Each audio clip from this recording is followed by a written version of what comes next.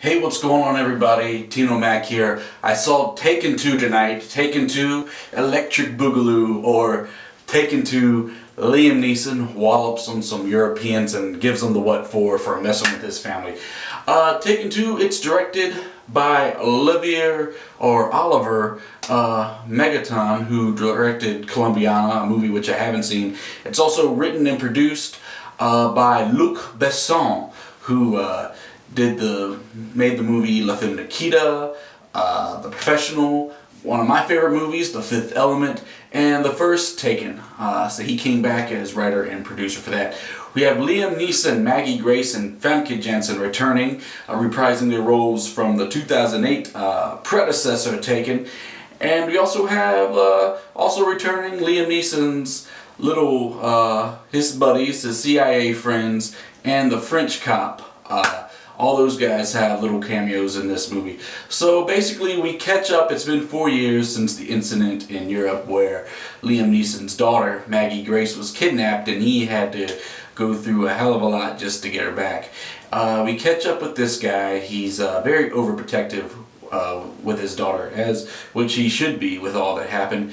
And his daughter, on the other hand, is just trying to get her life together. She's trying to move on and after the horrific events that happened to her.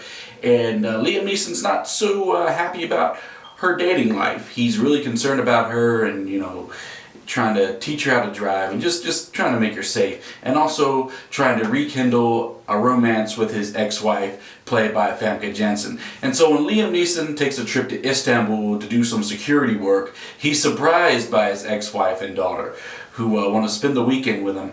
And while he is out with his wife on an afternoon, they are ambushed by a bunch of Turks who are relatives of the guys Liam Neeson whooped up in the first movie, and they're led by actor Rade, I can't pronounce his last name, but the guy who played Boris the Blade in Snatch is the villain in this that wants to get revenge on Liam Neeson and his family.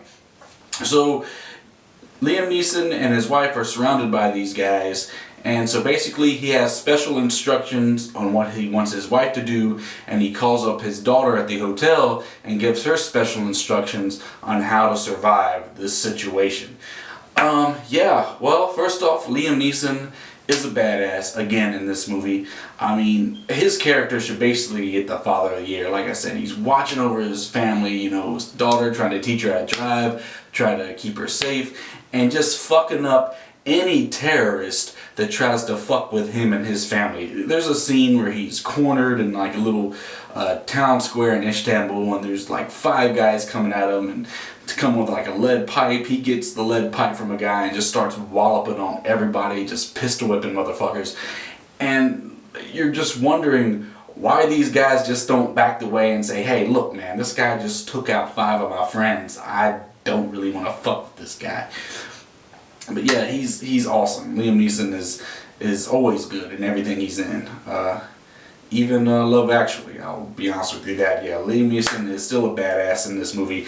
And I was also pleasantly surprised with Maggie Grace.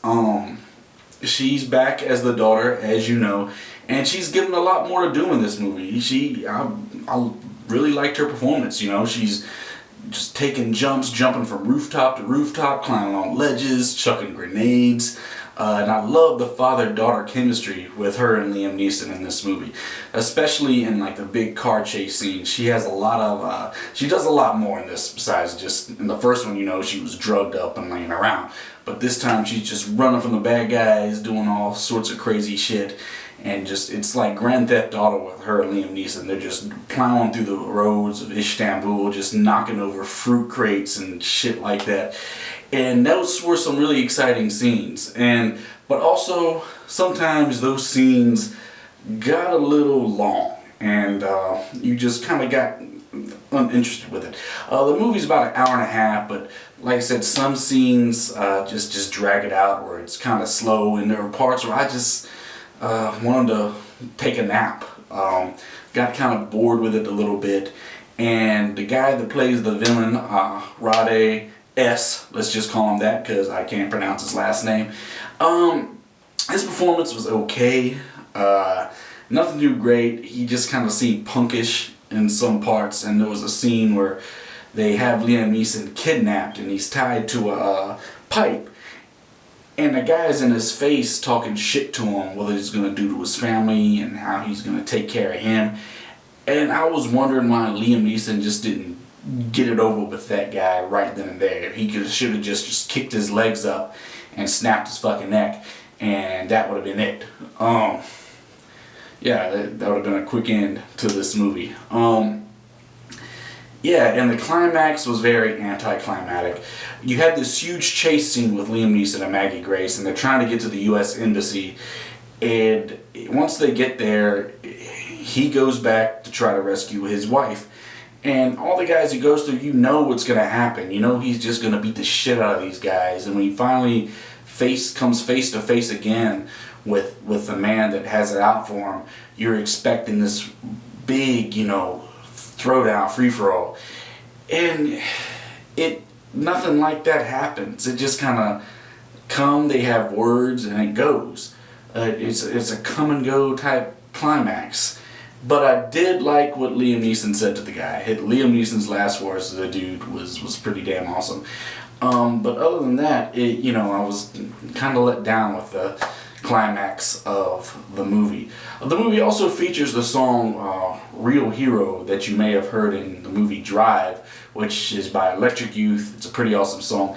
And you have a cameo by Linnell in this movie, one of my favorite filthy comedians. She has a little cameo in this. Like I said, Liam Neeson's a badass. You have a surprising performance by Maggie Grace, a surprisingly good performance by Maggie Grace, and a pretty cool chase scene, which kind of drags on a little bit. The action of this movie is kick-ass, just like the first one. And when I first saw the trailer to this movie, I don't know, I didn't know what to expect, because at the same time it kind of seemed like the same premise as the first one, but with a little twist. And the first one was so awesome. I knew I was going to see this movie anyway. And you know, it failed to hit my expectations. I just had a high expectation for this movie, and I was a little let down by it. If you didn't see it this weekend, should you go see it? I would say you should go see it, but you shouldn't pay full price for it. This movie is definitely something you should just hold out and wait for it to hit a dollar theater. If there is a dollar theater near you, just give it a few months and you'll see it for a lot cheaper. Anyway, Taken 2, that's what I thought of it. Till next time, folks. Tino Mac 07. Bye-bye.